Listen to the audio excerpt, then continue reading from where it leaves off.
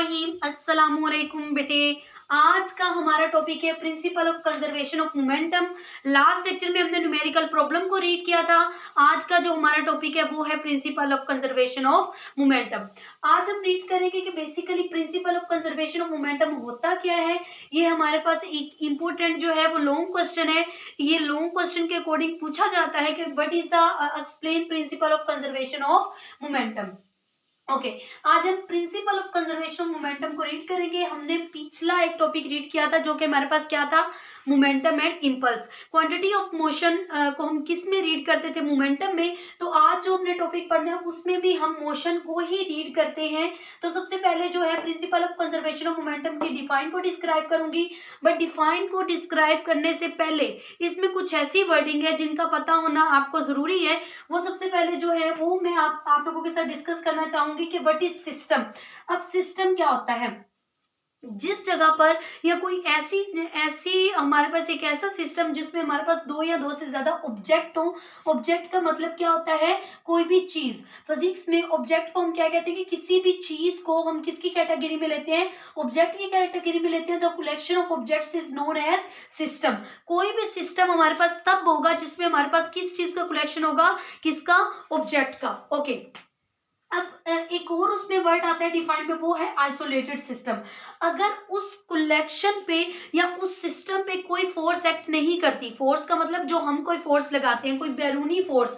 If no external force act on any object, किसी भी object के ऊपर अगर कोई भी एक्सटर्नल फोर्स एक्ट नहीं करती, उस चीज को हम क्या कहते हैं कि वो हमारे पास क्या है, आइसोलेटेड ऑफ सिस्टम है। ओके अब सबसे पहले हम इसके जो डिफाइन है उसको डिस्क्राइब करेंगे कि इसकी डिफाइन बेसिकली है क्या। If no external force act on an isolated system, अगर कोई भी बैरूनी फोर्स आइसोलेटेड सिस्टम पर एक्ट नहीं करती, आइसोलेटेड सिस्टम वो होता है जिसपे कोई भी फोर्स एक्ट ना करे, then final momentum of system, जो फाइनल मोमेंटम होगा किसी ऑब्जेक्ट की मोशन को, क्वांटिटी ऑफ मोशन को हम क्या कहते हैं, मोमेंटम। किस चीज को, क्वांटिटी ऑफ मोशन को हम क्या कहते हैं कि वो हमारे पास क्या चीज है, मोमेंटम है। तो उसका जो फाइनल मोमेंटम है वो भी चेंज नहीं होगा, वो किस चीज के इक्वल होगा, उसके initial momentum of the system के। ओके अब इसमें हमारे पास एक्सप्लेनेशन, इसके एक्सप्लेनेशन हम किस तरीके से लेते हैं कि हमारे पास दो बाल है। उन बाल के एक बाल का मैस हमारे पास क्या है, m1 है, और दूसरे बाल का मैस हमारे पास क्या है, m2 है, जो कि मूव कर रहे हैं। स्टार्टिंग में उन पे कोई भी फोर्स एक्ट नहीं कर रही और उनकी जो वेलोसिटी है वो क्या है, हमारे पास एक की v1 है और एक की क्या है, v2। लेकिन जब वो कोलाइड करेंगे, पहले वो कोलाइड करने के लिए जा रहे हैं, ठीक है, ऐसे एक सीधी लाइन में उन्होंने जाके कोलाइड किया।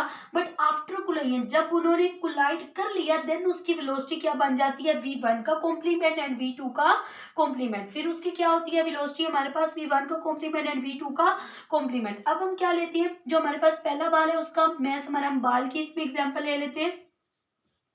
जो पहला बाल है उसका मैस हमारे पास m1 है और उसकी वेलोसिटी हमारे पास क्या थी, v1। और जो दूसरा बाल है वो उसकी हमारे पास मैस क्या था, m2, और उसकी वेलोसिटी क्या थी, v2।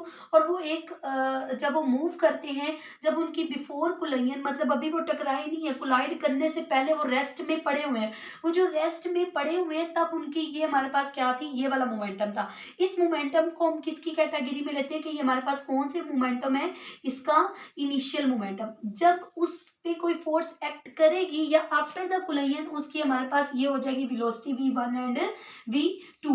तो total momentum after collision remain same.